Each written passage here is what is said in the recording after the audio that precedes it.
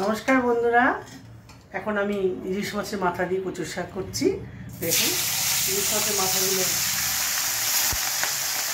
ভাজা হয়ে গেলে এটা দিয়ে আমি কচুর শাক তৈরি করব। মাথা সব ভাজা হয়ে গেল, তুলে নিচ্ছি। এটা কচুর শাক দেখাবো। এই প্রথমে একটু জিরে ছোপ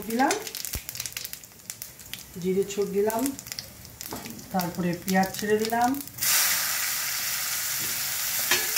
পেঁয়াজটা একটু ভাজা ভাজা হতে হতে,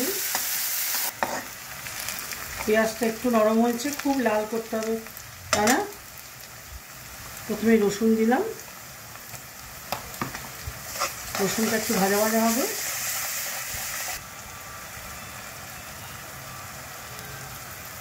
এবার একটু আদা দিলাম, তারপরে দিলাম হচ্ছে দিয়ে একটু নারকেল কোড়া দিয়ে দিলাম। এবার একটু হলুদ দিলাম, একটু জিরে পাউডার দিলাম 2 চামচ, একটু লঙ্কার গুঁড়ো দিলাম,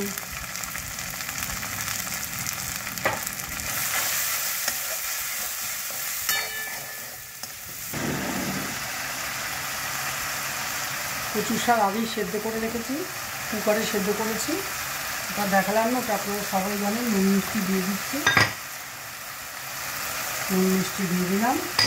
মিষ্টিটা একটু বেশি দিতে হবে, বা যারা কম খান কম দেবেন।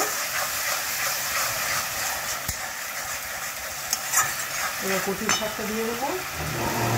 আর এই যে কাঁচা লঙ্কা কুচি করে রেখেছিলাম, এটা দিয়ে দিলাম। এবার এই যে কচুর শাক দেখুন, আমি কুকারে সেদ্ধ করে হাত দিয়ে চটকে রেখেছি।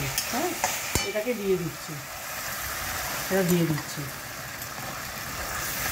এটা এবার ঘুরিয়ে আস্তে আস্তে ঘুরিয়ে শুকনো করতে হবে। ব্যাস, তাহলেই হয়ে যাবে কচুর শাক। পরে মাথাগুলো ঢেলে দেবে। এটাকে একটু শুকিয়ে নিই।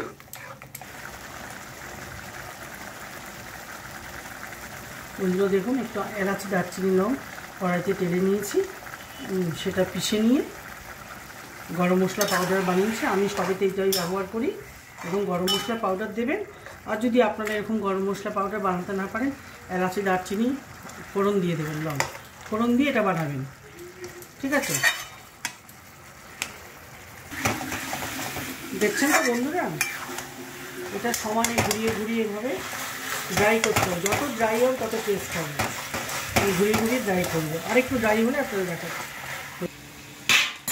এই দেখুন বন্ধুরা, এরকম ড্রাই হয়ে যাবে। ঘোরাতে কচুর শাকটাকে এরকম ড্রাই হলে আপনারা নামিয়ে নেবেন। আমি দেখুন নামিয়ে দিচ্ছি। এটা হয়ে গেছে। খুব সুস্বাদু হবে, খুব টেস্টি হবে এরকমভাবে বানালে। কী দিয়েছি দেখেছেন তো? দুদিন চালি বারবার দেখে নেবেন। তৈরি হয়ে গেল মাছের মাথা দিয়ে কচুর শাক।